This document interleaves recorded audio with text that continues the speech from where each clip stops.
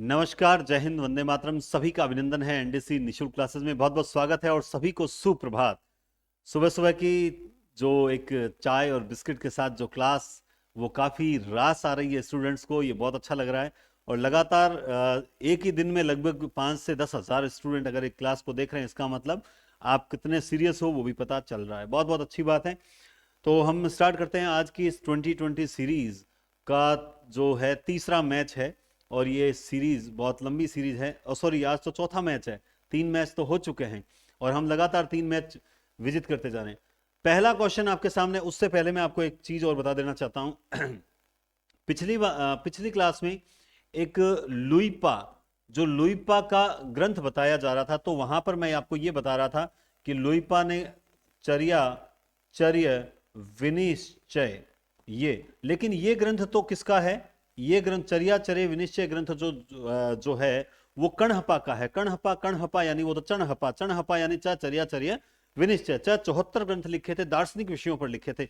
लेकिन सर आपने तो वहां पर हमें ये लुईपा का बता दिया। नहीं, आपको वहां पूरी बात नहीं बता पाया था और वो मिस हो गई। चर्या चर्य विनिश्चय जो है, इस ग्रंथ में चर्या चर्य विनिश्चय ग्रंथ में, इस ग्रंथ में लुईपा के बारे में क्या है, तो वो बताना चाह रहा था कि चर्या चर्य विनिश्चय ग्रंथ में लुईपा को सहज सहज धर्म का प्रथम आचार्य, सहज धर्म का प्रथम आचार्य बताया गया है। सहज धर्म का प्रथम आचार्य बताया गया है। वहां पर मैंने कुछ गलत नहीं बताया था, बस वो थोड़ा सा मैं पूरा नहीं बता पाया, दिमाग शायद स्लिप हो गया, मैं यहीं पर छोड़ दिया कि लुईपा का ग्रंथ चर्या चर्य विनिश्चय नहीं, वो तो चणहपा का ग्रंथ है। बताना ये चाह रहा था कि चर्या चर्य विनिश्चय जो कि कणहपा का ग्रंथ है, कणहपा जिसने 74 ग्रंथ लिखे थे, कणहपा जिसने 74 ग्रंथ लिखे थे और दार्शनिक विषयों पर लिखे थे।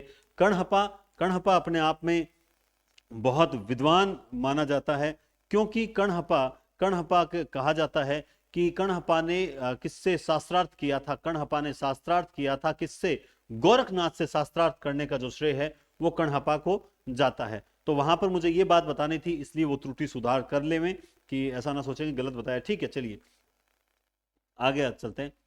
तो यहां पे हम देखते हैं हिंदी कोविद रत्नमाला। हिंदी कोविद रत्नमाला, ये ग्रंथ जो है, इस पुस्तक के लेखक कौन है? हिंदी कोविद रत्नमाला।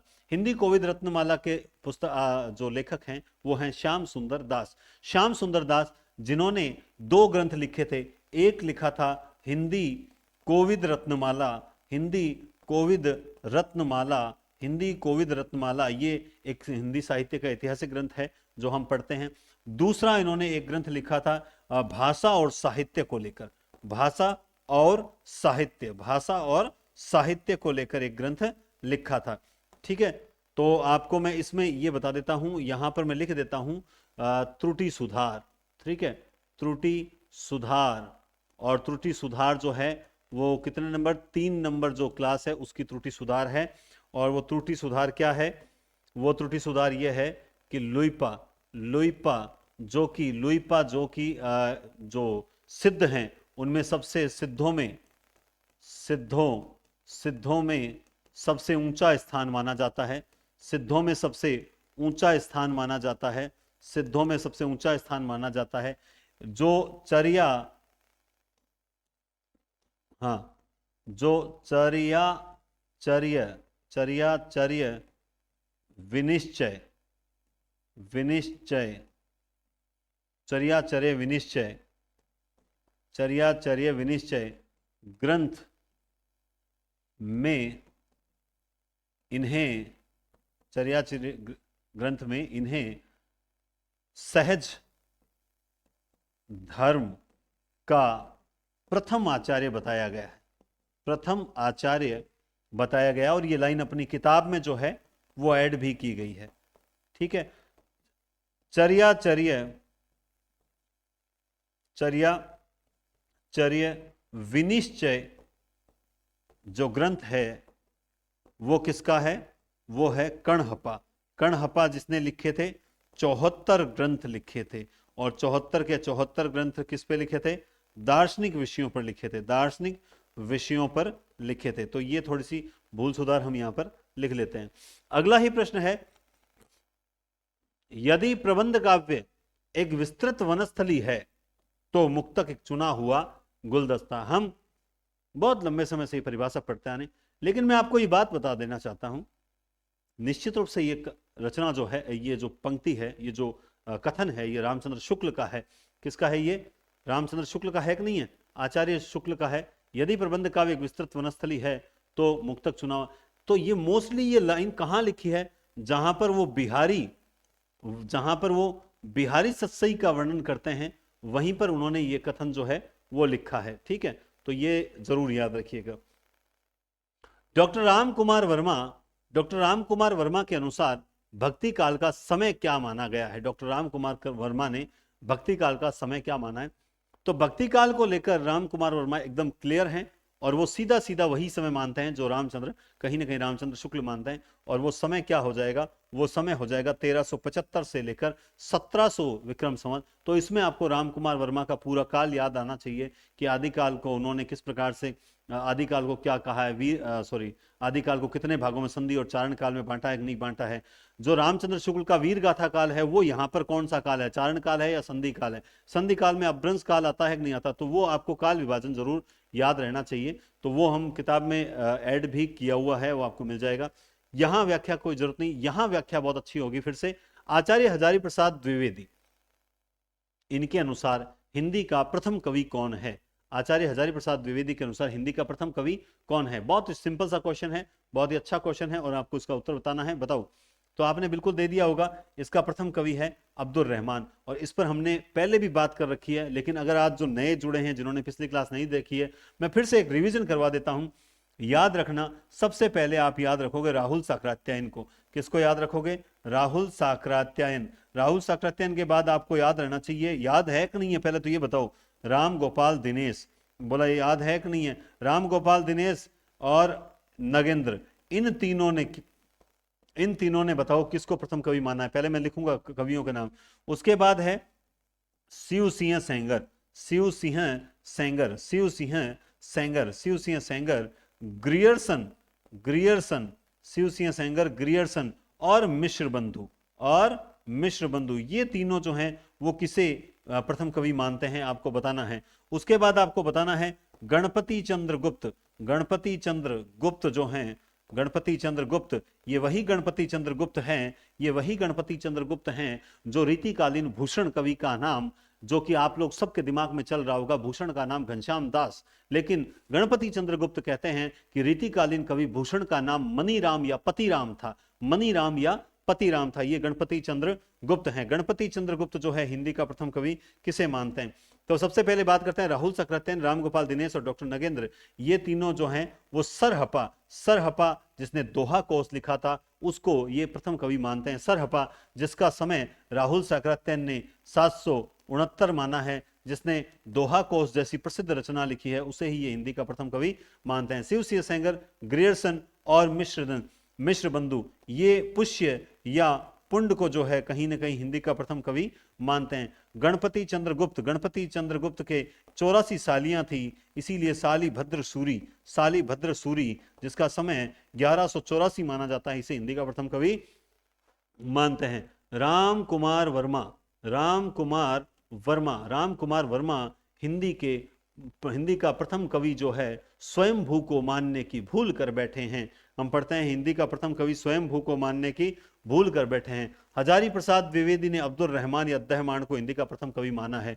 जब बात करते हैं हम बच्चन सिंह की, बच्चन सिंह तो बहुत ही अच्छे कवि हैं जो घनानंद को प्रेम की यातना का कवि कहकर पुकारते हैं, घनानंद को प्रेम की यातना का कवि कहकर पुकारते हैं बच्चन सिंह। तो बच्चन सिंह कहते हैं कि हिंदी का प्रथम कवि जो है वो है विद्यापति है। वो कौन है? वो है विद्यापति है। जबकि ARC आचार्य रामचंद्र शुक्ल और गुलेरी चंद्रधर शर्मा गुलेरी, आचार्य रामचंद्र शुक्ल और चंद्रधर शर्मा गुलेरी जो है वो राजा मुंज या भोज को हिंदी का प्रथम कवि मानते हैं। याद होना चाहिए, याद नहीं होगा तो कैसे चलेगा? याद करते चलो, अगर पीछे वाला भूलते चले आगे बढ़ते चले तो फिर गड़बड़ हो जाएगी। याद करते चलो, कम से कम जितना आपको अब ऑब्जेक्टिव के माध्यम से पूरी व्याख्यात्मक क्लास दी जा रही है, इतना तो याद होना ही चाहिए, वरना आनंद नहीं आएगा। आदिकाल को आधार काल किसने कहा? बहुत ही अच्छा प्रश्न है। आदिकाल को आधार काल कहने वाले विद्वान कौन कौन हैं बताइए। देखिए आदिकाल को आधार काल कहने वाले, ये भी अच्छी चीज है, आदिकाल को आधार काल। देखिए आदिकाल को आधार काल कहा है, आधार रहने के लिए हमारे पास क्या होना चाहिए? मोहन अवस्थी। मोहन अवस्थी ने आदिकाल को आधार काल कहकर पुकारा है।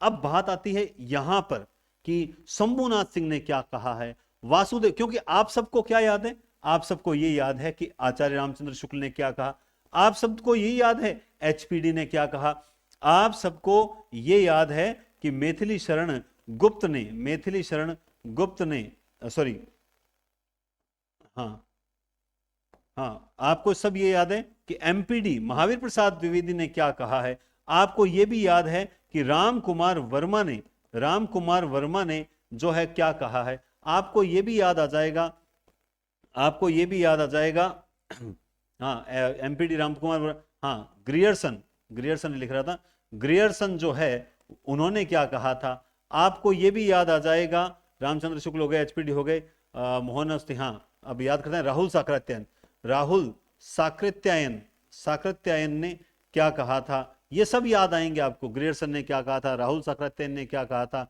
ठीक है, विश्वनाथ प्रसाद मिश्र, इन्होंने जो है वो आदिकाल को क्या कहा था। चंद्रधर शर्मा, देखो आपके दिमाग में चलना चाहिए, मैं अभी नाम लिख रहा हूं, मैंने लिखा ही नहीं है। चंद्रधर शर्मा गुलेरी ने क्या कहा था, है ना। और राम खिलावन पांडे ने क्या कहा था, राम खिलावन पांडे ने क्या कहा था। याद होना चाहिए, याद नहीं होगा तो गड़बड़ हो जाएगा। ठीक है, लेकिन आपको शंभुनाथ सिंह याद नहीं आएगा, क्योंकि ऑप्शन देखिए, आधार कार्ड पूछ लिया, अगर मान लो बाकी इस तरह के सरल ऑप्शन होते तो आपको निश्चित रूप से याद आ जाता, लेकिन आपको याद नहीं आएगा। क्यों? क्योंकि ऑप्शन पे ही पूरा पेपर डिपेंड करता है। अगर किसी के ऑप्शन ऐसे दे दे कि उनको हम पहली बार में किनारे कर दें, तब तो हमें लगता है कि हाँ पेपर सरल था, और कई बार हम ऑप्शन किनारे कर ही नहीं पाते हैं। उनमें से उसी तरह के ऑप्शन है, तो इसका उत्तर आपको क्या होगा ये आपको बताना है। बताओ देखें, हाँ तो ठीक है, बताओ देखें, याद आना चाहिए। चलिए, तो मोहन अवस्थी ने जो कहा था वो आधार काल कहा था। शंभुनाथ सिंह, तो देखो आपको, अगर आपने क्लास देखी है तो क्लास में भी मैंने इसको बहुत तरीके से याद करवाया, ऑफलाइन में भी बहुत अच्छे तरीके से। शंभु, सबसे प्राचीन कौन है? शंभु, तो शंभु ने क्या कहा था? प्राचीन काल। अगर आपको तीनों ऑप्शन की व्याख्या आ गई तो उत्तर अपने आप निकलेगा। वासुदेव कृष्ण का जन्म कहां हुआ, वासुदेव का उद्भव कहां हुआ, तो ये आपको इस तरीके से मैंने याद करा रखा था, उद्भव काल। अगर शैलेश जेदी आपको आए तो जेदी आए तो आविर्भाव काल, अगर आविर्भाव काल जो है याद आएगा तो निश्चित रूप से आपका प्रश्न गलत नहीं होगा। इसके अलावा भी पहले ये देख लेते हैं, फिर इसके अलावा एआरसी, सबसे पहले बात करते हैं एआरसी ने क्या कहा। तो एआरसी को आप हमेशा याद रखोगे, वीर गाथा काल कहा। एचपीडी, अगर एचपीडी की बात करेंगे तो क्या नाम आएगा? एचपीडी की बात करेंगे तो आदिकाल नाम आएगा। एमपीडी बीज वपन काल, क्या है? बीज वपन काल। राम कुमार वर्मा इसे संधि काल या चारण काल कहकर पुकारते हैं, संधि काल या फिर चारण काल कहकर पुकारते हैं, संधि या चारण काल कहते हैं, संधि या चारण काल कहते हैं। ग्रियर्सन, अब आता है ग्रियर्सन, ये इंपॉर्टेंट आ जाता है कि ग्रियर्सन का सर हमने कुछ पढ़ा ही नहीं कि आदिकाल को उन्होंने क्या कहा है, या कुछ कहा भी है या नहीं कहा, इस तरह की चीज आएगी। बाकी सारे याद आ जाएंगे लेकिन ग्रियर्सन का आपको याद नहीं आएगा, लेकिन आपको याद आना चाहिए क्योंकि सबसे पहले चारण काल इसी ने कहा था, और भक्ति काल को स्वर्ण काल भी यही कहते हैं। राहुल साकृत्यायन सिद्ध सामंत काल कहेंगे, सिद्ध सामंत काल कहकर पुकारते हैं। विश्व हैं तो विश्वनाथ प्रसाद मिश्र वीर काल कहेंगे। चंद्रधर शर्मा गुलेरी, अब यहां पे दिक्कत देखो, अपभ्रंश काल आता है एक, अपभ्रंश काल कहने वालों में बच्चन सिंह का नाम भी आता है, लेकिन क्या केवल बच्चन सिंह का आता है ना? अपभ्रंश काल, क्योंकि ये चारों अलग है, अपभ्रंश काल आता है, और यहां पर एक नाम आएगा धीरेन्द्र वर्मा नाम भी आएगा, लेकिन यहां है चंद्रधर शर्मा गुलेरी, जो अब एक सेकंड, चंद्रधर शर्मा गुलेरी, एक सेकंड, हाँ ठीक है, तो देखो इसमें एक चीज आपको बता रहा हूं, सही चल रहा है ना? हाँ ठीक है। देखो अपभ्रंश काल बच्चन सिंह या धीरेन्द्र वर्मा, सर हमने तो पढ़ा है कि जो है वो गुलेरी भी जो है वो अपभ्रंश काल कहते हैं, अपभ्रंश काल कहते हैं। बिल्कुल आप पढ़ते हैं कि इन्होंने भी कहीं ना कहीं अपभ्रंश काल कहा, लेकिन इनका इससे भी ज्यादा ये आता है पुरानी हिंदी का काल। क्या है? पुरानी हिंदी का काल कहकर संबोधित करते हैं। राम खिलावन पांडे, ज्यादा खिलाने से संक्रमण हो जाता है, तो इन्होंने क्या कहा है? संक्रमण काल कहकर पुकारा है, संक्रमण काल कहकर पुकारा है। फिर जब बात आती है कि भाई अपभ्रंश काल इन्होंने कह दिया, तो उत्तर अपभ्रंश किसने कहा? तो उत्तर अपभ्रंश, उत्तर अपभ्रंश जो है वो कहा है डॉक्टर हरीश ने। किसने कहा है? डॉक्टर हरीश ने जो है इनको उत्तर अपभ्रंश काल, इस काल को कहकर पुकारा है, डॉक्टर हरीश ने कहा है उत्तर अपभ्रंश। इसके अलावा अगर शैलेश जैदी का हो ही गया, आविर्भाव काल, समूहनाथ सिंह का प्राचीन काल हो ही गया, राम प्रसाद मिश्र एक और कर लेते हैं, संक्रांति काल। राम प्रसाद मिश्र, इसे इस काल को संक्रांति काल भी कहते हैं, संक्रांति काल।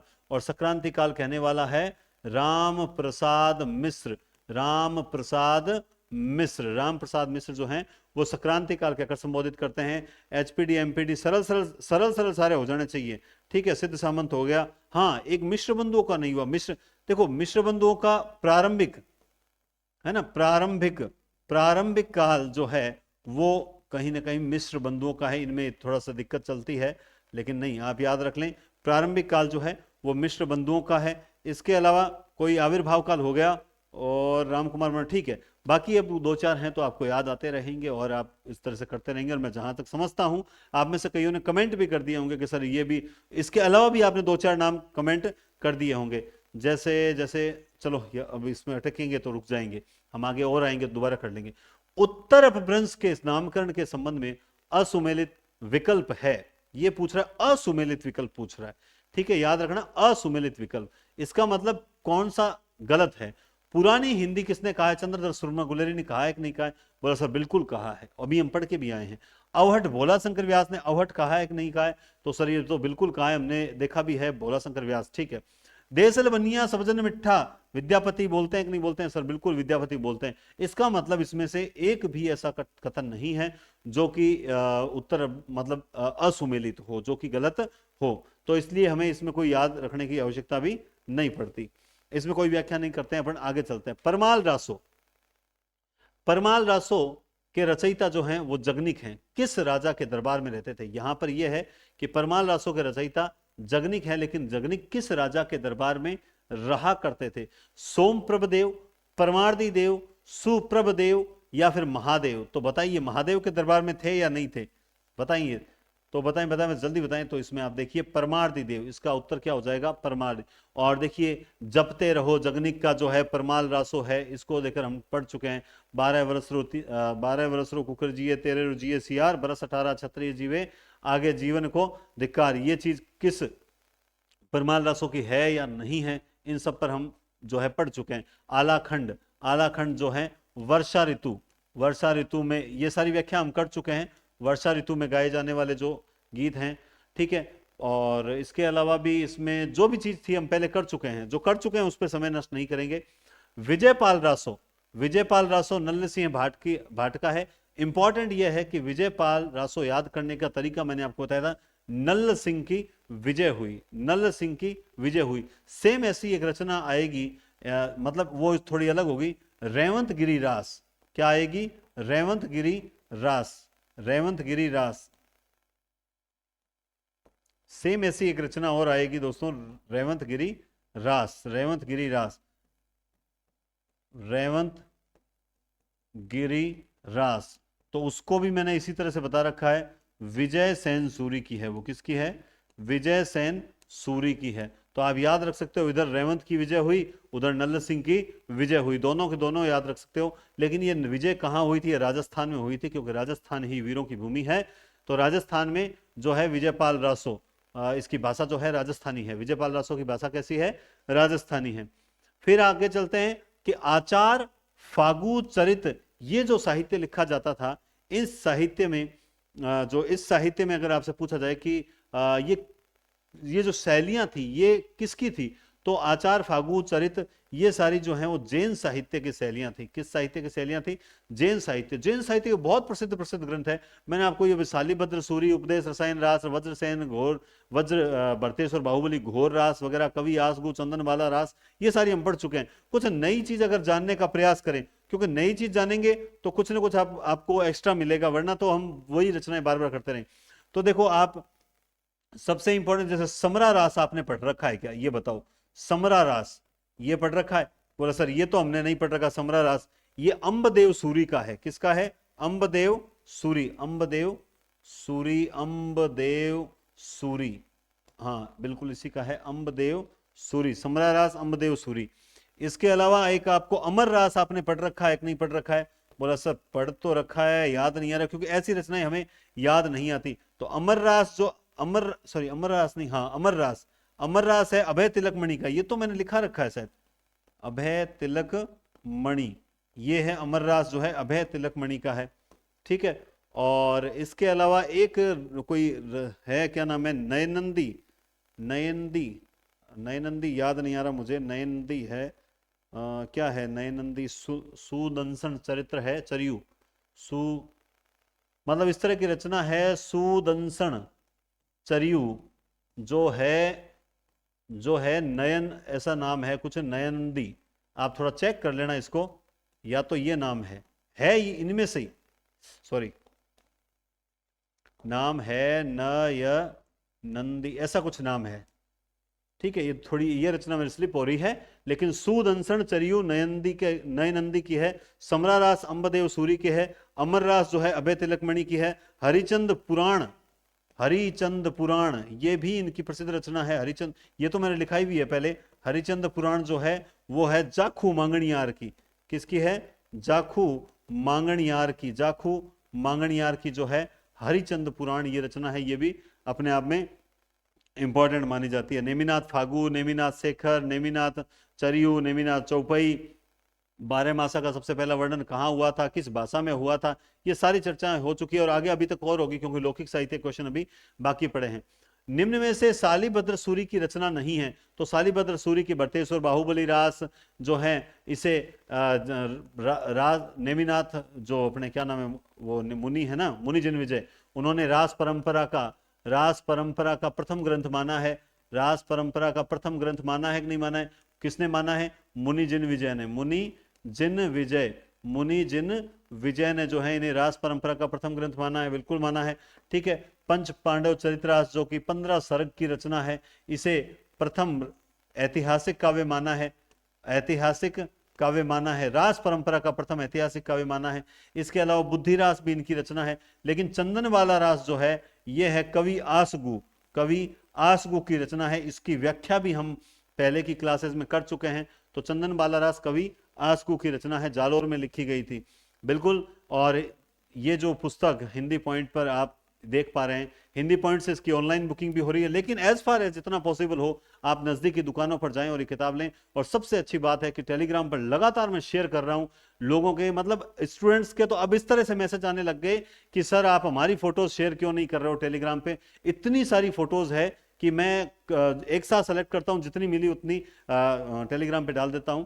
आप लोगों के भी जो फोटोज हैं अच्छी किताबों के साथ, आपने जो फीडबैक दिया है, आपका जो भी आपके जो अभी आपने एक स्नेह प्रकट किया है, मैं उन सबको शेयर करूंगा। और बिल्कुल ये तारीफ के काबिल है। और आप सबको बहुत बहुत धन्यवाद कि आपने इस पुस्तक को इतना प्रेम दिया, और इसी से इंस्पायर होकर निश्चित रूप से बहुत जल्द आपको व्याकरण और काव्य शास्त्र की बहुत अच्छी पुस्तक मिलेगी। और उम्मीद करते हैं काव्य शास्त्र की पुस्तक आपको 16 मार्च असिस्टेंट प्रोफेसर का एग्जाम होगा, उसके जस्ट बाद आपको जो है वो शायद काव्य शास्त्र की पुस्तक हम आपको उपलब्ध करवा देंगे। बहुत शानदार और शॉर्ट, उसमें क्या नया कर रहा हूं, ठीक है। इस किताब में थोड़ी सी हमें भय था, लेकिन काव्य शास्त्र में कुछ नयापन जो लेकर आ रहा हूं, वो नयापन फ्रेशर्स स्टूडेंट के लिए बहुत कारगर सिद्ध होगा, उनको पढ़ने में बहुत आसान। और मेरी सबसे अच्छी चीज जो है, हालांकि अपने मुंह से बड़ाई नहीं करनी चाहिए, कि मैं किसी भी चीज को सरल तरीके से प्रस्तुत करने पर विश्वास रखता हूं, और वही मैं अपनी किताब में करूंगा। आगे चलिए, आदिकाल के किस पंथ से भक्ति काल के संत मत का विकास हुआ है? अब कितना सरल प्रश्न है ये, कि आदिकाल के किस पंथ से भक्ति काल के संत मत का विकास हुआ है? तो हम जानते हैं ये हुआ है नाथों से। किससे हुआ है? नाथों से ही हुआ है। ठीक है, तो सिंपल सी बात है, नाथों में हम पढ़ चुके हैं, नाथों का समय पढ़ चुके हैं, नाथों की गोरखनाथ की जो रचनाएं हैं, सप्तवार है ना, प्राण संकली, अभिमात्रा जोग वगैरह, ये रचना भी हम पहले पढ़ चुके हैं, तो इस पर कोई व्याख्या जरूरी नहीं है।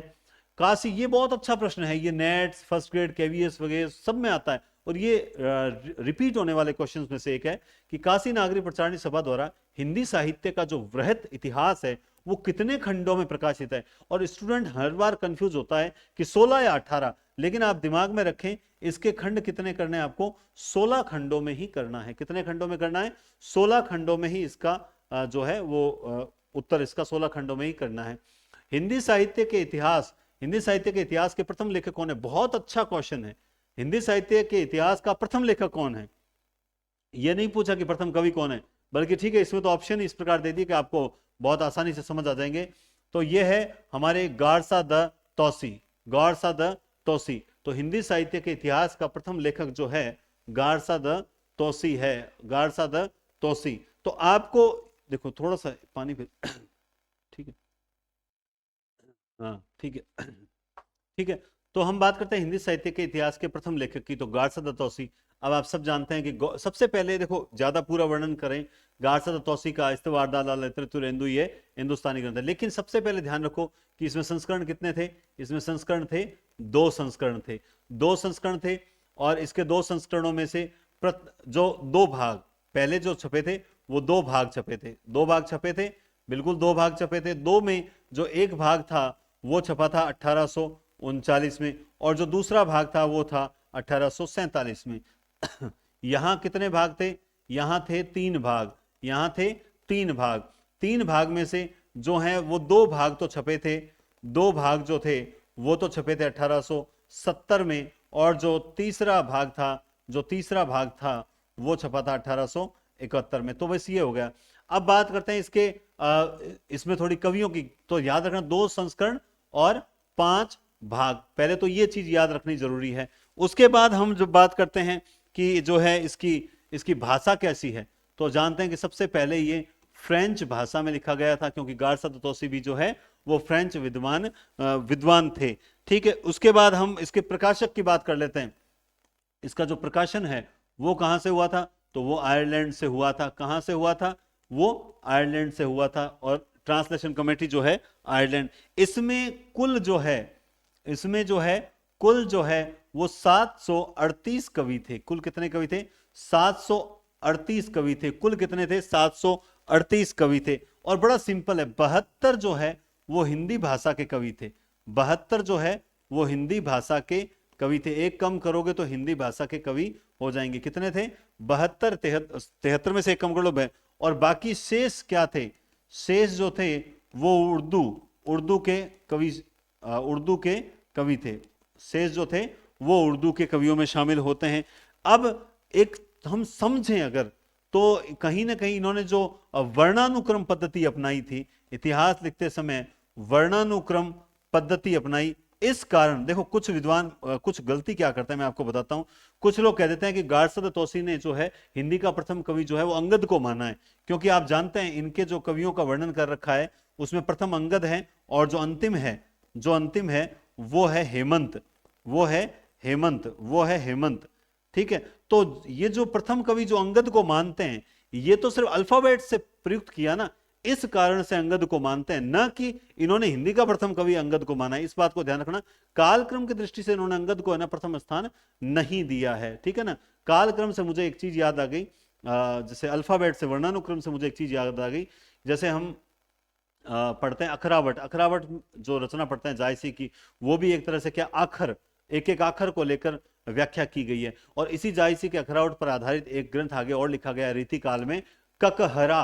क्या लिखा गया है, ककहरा ग्रंथ लिखा गया है। और आज हमारे इस ग्रंथ पर मुझे याद है ऑफलाइन में हमने इस चीज बताई मैंने, तो ककहरा ग्रंथ लिखा गया था। अब आपके लिए प्रश्न यह है, बिना गूगल पर सर्च किए, कि ककहरा रचना किसकी है, अगर आपको याद है तो तुरंत अभी का अभी कमेंट कीजिए, ककहरा रचना किसकी है। बस मैं आपको इतना बताऊंगा, ये जायसी के अखरावट पर आधारित है, ये जायसी के अखरावट पर आधारित है, ये जायसी के अखरावट पर आधारित है। बताइए ये रचना किसकी है, ये रचना किसकी है, कमेंट करके बताएं ये रचना किसकी है। ककहरा बिना गूगल पर सर्च किए बताना है, वरना फिर किताब में पढ़ना, कोई दिक्कत वाली बात नहीं है। उसके बाद हम जो ग्रंथों की जो चर्चा कर चुके हैं, गारसा तौसी ग्रंथ की नहीं हुई थी, वो थोड़ी सी हमने कर ली। मिश्र बंधु का भी हमने कर रखा है। मिश्र बंधु के जो 4 भागों में इतिहास प्रकाशित हुआ था, मिश्र बंधु विनोद, जो 3-13 हो गई, 4-34 हो गया, यानी 3 भाग 13 में प्रकाशित हुए, 1913 में प्रकाशित हुए, चौथा भाग 1934 में प्रकाशित हुआ।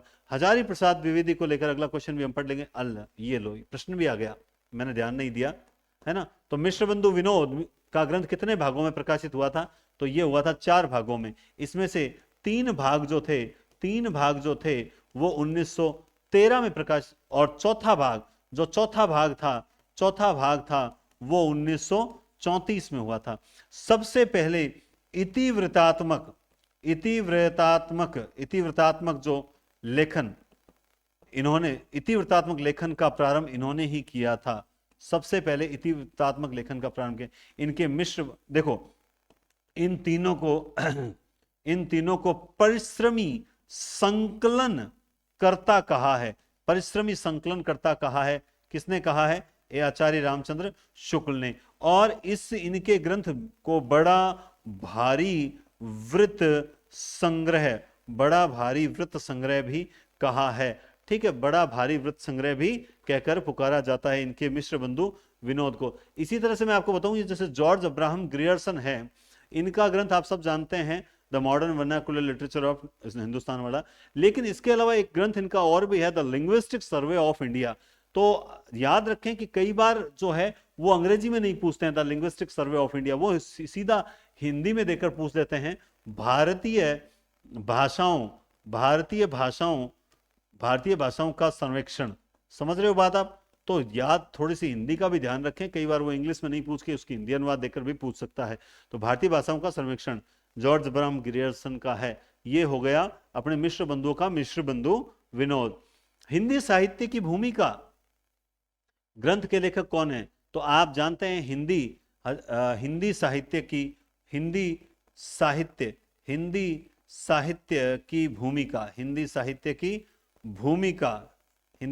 की भूमिका फिर उन्होंने लिखा था, एक विद्वान है जिन्होंने लिखा हिंदी साहित्य का उद्भव एवं विकास। फिर उस विद्वान ने लिखा था, ये दूसरा ग्रंथ था। तीसरा ग्रंथ उन्होंने लिखा हिंदी साहित्य का आदिकाल। 3 ही ग्रंथ आपको मिलते हैं, और ये ग्रंथ क्या छोटी छोटी किताबें हैं, मैंने एक बार आपको शायद बताई भी थी, मेरे पास पड़ी है तीनों की तीनों। तो ये लिखी थी 1940 में, ये लिखा था 1952 में, ये लिखा था 1952 में। बस बात खत्म। तो इसका मतलब आप समझ गए, उस विद्वान का नाम है आचार्य हजारी प्रसाद द्विवेदी। ठीक है, इसके अलावा देखो इतनी बात नहीं है, आपको इसके अलावा भी बहुत सी चीजें याद होनी चाहिए, क्योंकि याद जरूरी भी है। जैसे आपको केवल हिंदी साहित्य ग्रंथ किसने लिखा था, तो आपको याद आना चाहिए सर, धीरेन्द्र वर्मा ने लिखा था। आपसे पूछा जाएगा रीति काव्य की भूमिका किसने लिखी, तो आपको याद आना चाहिए डॉक्टर नगेंद्र ने लिखी। आपसे पूछा जाएगा कि हिंदी साहित्य का दूसरा इतिहास किसने लिखा, तो आपको याद आना चाहिए बच्चन सिंह ने लिखा।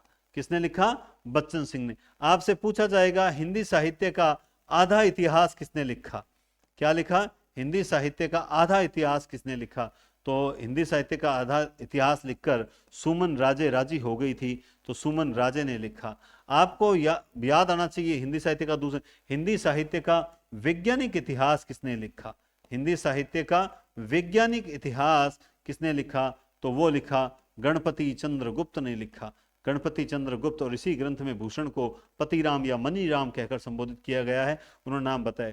हिंदी साहित्य का आपसे पूछा जाएगा समीक्षात्मक इतिहास जो है वो किसने लिखा था, तो आपको याद आना चाहिए वही वासुदेव जिन्होंने आदिकाल को उद्भव काल कहकर पुकारा है। हिंदी साहित्य का आद्यतन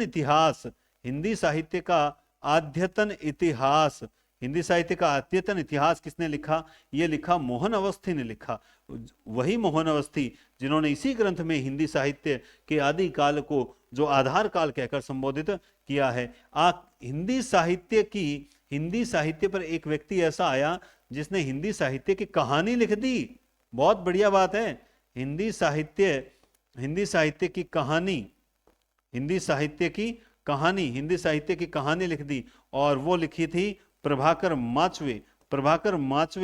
माचवे ये तो प्रभाकर नाचवे है, इसीलिए हिंदी साहित्य की इन्होंने क्या लिख दी? कहानी लिख दी। बहुत से ग्रंथ हैं, आगे चर्चा होती रहेगी, हम बात करते रहेंगे, लेकिन आप सबको ये याद होने चाहिए।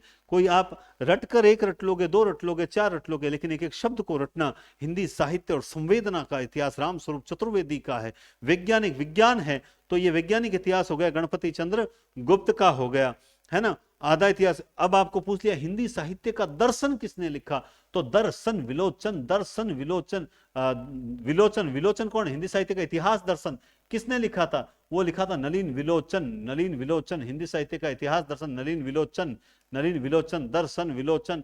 याद अपने आप आएंगे। एक एक शब्द को पकड़ के बढ़िया तरीके से पढ़ो, आनंद के साथ पढ़ो। इसे एक स्वादिष्ट भोजन को करने पर, स्वादिष्ट भोजन जब हम करते हैं तो किस प्रकार रस आता है, आनंद आता है। दो रोटी ज्यादा खा लेते हैं। मारवाड़ी में कहे कि खावड़ने इतो बैठे के खाते खाते ठाई कौन पड़े, कितो खा लियो, है ना। तो खाते जाते हैं एक रोटी और। तो पढ़ते टाइम भी ये होना चाहिए कि थोड़ा सा और पढ़ लेते हैं, है ना। अच्छा भोजन देख के, तो अच्छा साहित्य देख के कम से कम याद तो करो। याद अपने आप होगा। जिसे पढ़ते समय थकान होती है, इसका मतलब उसके पढ़ने की इच्छा ही नहीं है, वरना पढ़ते समय थकान नहीं होती है ना। चलिए, आचार्य रामचंद्र शुक्ल का इतिहास ग्रंथ, हिंदी साहित्य का इतिहास स्वतंत्र पुस्तक से पूर्व किस रूप में प्रकाशित हुआ था? बड़ा शानदार है कि हिंदी से रामचंद्र शुक्ल का जो इतिहास ग्रंथ है वो 1929 में प्रकाशित हुआ था, स्वतंत्र पुस्तक के रूप में। तो वो हमारे सामने 1929 में आया था। लेकिन उससे पहले 1927 में आया था क्या? शब्द सागर की भूमिका के रूप में आया था। वो आया था शब्द सागर की भूमिका के रूप में आया था, 1927 में आया था। और वो आया था ये भूमिका के रूप में, और 1929 में आया था पुस्तक के रूप में आया था। इस इतिहास को लिखने में रामचंद्र शुक्ल ने ARC का सहयोग करने वाले 3 विद्वान थे। ARC का सहयोग करने वाले 3 विद्वान थे, और उन 3 विद्वानों में नाम, बड़ा अच्छा नाम है उनका। एक है हमारे श्याम सुंदर दास। कौन है? श्याम सुंदर दास। दूसरे हैं हमारे रामचंद्र वर्मा। क्या आपसे नहीं पूछा जा सकता कि रामचंद्र शुक्ल का इतिहास ग्रंथ लिखने में किसका सहयोग हुआ, किसका नहीं हुआ? और तीसरे हैं हमारे केदारनाथ। तीसरे हैं हमारे केदारनाथ ने केवल और केवल आधुनिक काल लिखने में ही सहयोग किया था। केदारनाथ ने आधुनिक काल लिखने में सहयोग किया था। और ARC ने अधिकांश या मैं कहूं कि सबसे अधिक सहयोग जो लिया है, वो किससे लिया है बताओ? देखें तो वो लिया है मिश्र बंधु विनोद से अधिक सहयोग लिया है। 27 में शब्द सागर की भूमिका के रूप में, और 29 में जो है पुस्तक के रूप में। इस इतिहास को, हिंदी साहित्य के इतिहास को, चलो वो क्वेश्चन तो मैं जब टेस्ट दूंगा तब, इसे हिंदी साहित्य का प्रथम वैज्ञानिक इतिहास, मतलब वैज्ञानिक दृष्टि से लिखा गया। देखो एक बात आपको बता दूं, आपको आनंद आ जाएगा। मैंने कहा हिंदी साहित्य का वैज्ञानिक इतिहास, देखो लैंग्वेज का खेल बताता हूं आपको। हिंदी साहित्य का वैज्ञानिक इतिहास किसने लिखा? लैंग्वेज समझना, हिंदी साहित्य का वैज्ञानिक इतिहास किसने लिखा? इसका उत्तर क्या होगा? इसका उत्तर होगा GCG, गणपति चंद्र गुप्त। लेकिन अगर पेपर सेटर ने आपसे यह पूछा कि हिंदी साहित्य का प्रथम वैज्ञानिक इतिहास किसने लिखा, भाई साहब उत्तर बदल गया। अब इसका उत्तर हो जाएगा आचार्य रामचंद्र शुक्ल। मुझे बताओ, सिर्फ एक शब्द ऐड किया है, हिंदी साहित्य का वैज्ञानिक इतिहास लिखते ही समझ आ जाएगा कि ये आपसे पूछ रहा है हिंदी साहित्य का वैज्ञानिक इतिहास गणपति चंद्र गुप्त के ग्रंथ का नाम है। लेकिन यहां पर आपसे पूछ रहा है कि हिंदी साहित्य का प्रथम वैज्ञानिक इतिहास किसने लिखा, यानी इससे पहले जो लिखे गए वो वैज्ञानिक दृष्टिकोण पे पूर्ण नहीं थे, लेकिन प्रथम वैज्ञानिक इतिहास किसने लिखा, यही प्रश्न का लेवल चेंज हो जाता है और लैंग्वेज का ही तो खेल होता है सारा का सारा। बस इस चीज को समझ के चलना, कभी गलत नहीं होगा। हिंदी साहित्य के इतिहास लेखन से पूर्व, ये तो हाँ पूर्व, किस प्रसिद्ध ग्रंथ में हिंदी की विभिन्न कवियों की जीवन व्रत और कृतित्व का परिचय मिलता है। बिल्कुल, हिंदी साहित्य के इतिहास लेखन परंपरा जो है वो 1883 से 1839 में स्टार्ट होती है, फिर 47 में, फिर 70 में, फिर 71 में, इस तरह से चलती रहती है। उस परंपरा से पूर्व एक ग्रंथ जिसमें हिंदी साहित्य के कई कवियों का वर्णन मिलता है, और वो कौन है, वो है 84 वैष्णवों की वार्ता और 252 वैष्णवों की वार्ता। कुल गोकुल होते हैं, कुल गोकुल होते हैं, तो ये गोकुलनाथ का ग्रंथ है। गोकुल श्रृंगार संग्रह, ये तो सरदार कवि ने किया था, ये तो सरदार कवि ने, सरदार ने भी जो है वो सरदार कवि ने भी श्रृंगार किया था। भक्त नामावली, अब भक्त नामावली देखो यहां पर जो है दो रचनाएं हैं, एक कवि नामावली है और एक भक्त नामावली। भक्त नामावली जो है वो है ध्रुवदास की, किसकी है, ध्रुवदास की, ध्रुवदास की, जबकि कवि नामावली सूदन की है, गुरु ग्रंथ साहिब, ठीक है। तो यहां पे ये हो गया गोकुलनाथ, है ना, 252 वैष्णव की वार्ता और 84 वैष्णव की वार्ता, गोकुलनाथ। चित्तवृत्तियों की परंपरा को परखते हुए साहित्य परंपरा के साथ उनका सामंजस्य दिखाना ही साहित्य का इतिहास कहलाता है। चित्तवृत्ति शब्द एक ही व्यक्ति के कथन में आता है और आप सबके दिमाग में वो आ चुका है, मैं जानता हूं उसका उत्तर होगा आचार्य रामचंद्र शुक्ल। लेकिन जो पहली बार इस क्वेश्चन को देख रहे हैं उसको लैंग्वेज को ढंग से पढ़ें कि चित्तवृत्तियों की परंपरा को परखते हुए साहित्य परंपरा के साथ उनका सामंजस्य दिखाना ही साहित्य का इतिहास कहलाता है। उसके बाद है हिंदी साहित्य के इतिहास के प्रथम काल को संधि काल व चारण काल, संधि काल व चारण काल की संज्ञा आखिर किसने दी है। तो अभी हम ये पढ़ के आए हैं, और वो किसने दी है संधि काल और चारण काल की, तो ये दी है राम कुमार वर्मा ने। अभी हम पढ़ के आए हैं, इन्होंने क्या दिया है, अपभ्रंश काल, अपभ्रंश काल दिया है धीरेन्द्र वर्मा ने, या कुछ और दिया है, अपभ्रंश काल दिया है। यहां पर क्या दे दिया, बीज वपन काल, क्या दे दिया, बीज वपन काल। तो बस ये तो हम सारी चीजें अब लिख के आए हैं, इसमें कोई रुकने की आवश्यकता ही नहीं है। आदिकालीन कृति ढोला मारूरा दुहा, इसकी गणना किस साहित्य के अंतर्गत की जाती है, क्या जैन साहित्य में, क्या लौकिक साहित्य में, क्या रासो साहित्य में, या सिद्ध साहित्य में। तो आपने इसका उत्तर अब तक दे दिया होगा, ये एक लौकिक साहित्य में शामिल होने वाला ग्रंथ है ढोला मारूरा दुहा।